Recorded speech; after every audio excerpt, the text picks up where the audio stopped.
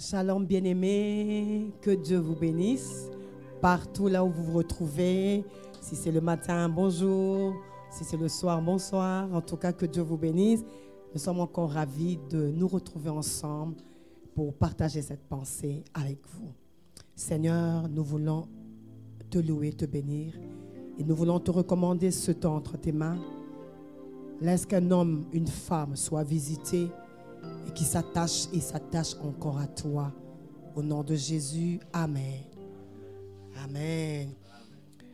Bien-aimés dans le Seigneur, il y a 4 mois en arrière, nous avons eu des tourments, des soucis, des questionnements. Et même il y avait des messages qui véhiculaient dans les réseaux sociaux disant que c'était la fin du monde, la fin des temps à cause de cette pandémie. Il y a eu une peur vraiment terrible. Mais voilà que nous sommes encore là. Ce n'est pas la fin du monde. La preuve, vous m'écoutez, même si je ne sais pas vous voir, mais du moins, nous sommes encore là. Et j'aimerais nous dire que nous ne sommes pas les premiers à nous préoccuper quant à ce qui concerne la fin. Et j'aimerais nous dire que les premiers disciples avaient aussi ce souci-là. Ils ont posé la même question à Jésus pour savoir c'était quand. Et ils ont dit, alors que Jésus était assis sur le mont des Oliviers, les disciples sont venus le voir en privé. Ils ont posé cette question pour dire, dis-nous, quand cela arrivera-t-il? Et quel sera le signe de ton retour et de la fin du monde?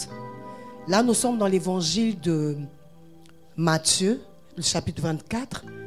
Nous sommes au verset 3. Il pose la question pour savoir, ça va se passer comment? Mais ce que nous aimons, c'est la réponse de Jésus. C'est la réflexion qu'amène Jésus. Il dit à partir du verset 4, il dit, faites bien attention que personne ne vous égare. En effet, beaucoup viendront sous mon nom et diront, c'est moi qui suis le Messie. Et ils tromperont beaucoup de gens. Vous entendrez parler de guerre et de menaces de guerre. Ne vous laissez pas effrayer, car il faut que toutes ces choses arrivent. Cependant, ce ne sera pas encore la fin.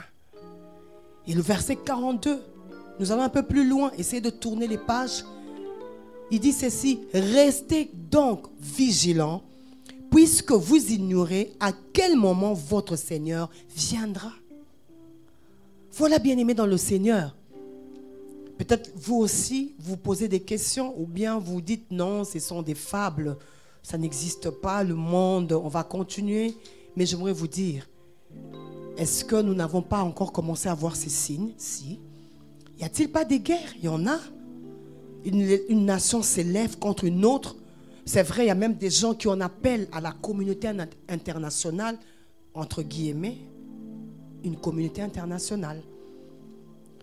Guerre ici, guerre par là. Et de fois, nous voyons même la manière dont on tranche les conflits des États quand il y a un intérêt. Mais bien aimé dans le Seigneur, vous voyez à partir du verset 6, Jésus commence à énumérer les étapes qui vont nous éclaircir en ce qui concerne le signe de la fin. Comme on a dit, certaines, on les a déjà vues. Mais j'aimerais que nous puissions comprendre une chose capitale. Certes, Jésus a répondu à ses disciples qui pouvaient voir et toucher, mais c'était une réponse pour les générations. C'était une réponse pour les chrétiens, une réponse pour les véritables enfants de Dieu. Fidèles. Ça veut dire ceux qui sont fidèles jusqu'à maintenant et ceux qui le seront jusqu'à ce qu'il y aura ce temps de la fin, ces signes, lorsque Jésus reviendra. Et voilà. Ceci aussi nous concerne. Ce sont des avertissements pour dire, quand vous allez voir telle chose, sachez que c'est bientôt. Mais seulement, le temps n'est pas connu. Est-ce le matin? Est-ce le soir? En hiver? En été? En printemps? Automne? On ne sait pas. Mais seulement, il faudrait se préparer. Et nous aimerons dire, bien-aimés dans le Seigneur, le choix que nous faisons aujourd'hui, maintenant, pendant que vous nous suivez, c'est un choix capital qui déterminera votre sort Oui, vous allez me dire, c'est vrai, c'est quoi encore qu'on est en train de nous dire? Ben, la fin de temps, c'est quoi ça? C'est du nouveau? Non, c'est pas du nouveau. Si vous avez votre Bible, vous pouvez l'ouvrir. Nous sommes dans l'évangile de Matthieu, chapitre 24. Vous allez comprendre, parce que les guerres, quand Jésus a parlé, je ne pense pas que les guerres, il y en avait comme maintenant. Ça doit déjà nous interpeller. Et le verset 42 veut nous dire, soyez vigilants. Soyez prêts. Veillez. Vous savez, veillez. Il n'y a que ceux qui travaillent à la sécurité qui savent de quoi nous parlons. Veillez. Ou les sentinelles. Ils doivent s'abstenir de dormir. Veillez. Et nous savons qu'on doit prendre garde. On doit être prêt. Il faut se préparer. Voilà un peu de ce que nous voulons partager. Je veux nous dire, bien-aimés, soyons prêts. Soyons prêts. Parce que nous ne savons pas. Comment être prêts? La manière dont nous sommes en train de vivre ici-bas. Ce n'est pas le moment où nous devons chercher à amasser les choses périssables. Mais c'est le moment où, bien-aimés, nous devons nous préparer à la rencontre de Jésus. Comment va-t-il nous trouver? Oui, soyons prêts. Nous devons nous préparer à la rencontre de notre Dieu. Moi, je dois être prête. Et vous également qui me suivez, soyons tous prêts. Nous devons nous apprêter. Vous voyez, lorsqu'on s'attend à des bons résultats, lorsqu'on s'attend à des grandes choses, on se prépare. Regardez déjà ce que nous sommes en train de vivre. Regardez des membres des familles que nous avons perdus, des amis, des connaissances pendant ce temps de pandémie. Il y a même des gens qui ont voulu la mort. Mais je pense, le meilleur pour nous, c'est de nous préparer. C'est de nous préparer. Il y a même des choses qu'on ne pouvait pas voir, qu'on est en train de voir. Le vaccin. Il y a encore des discussions.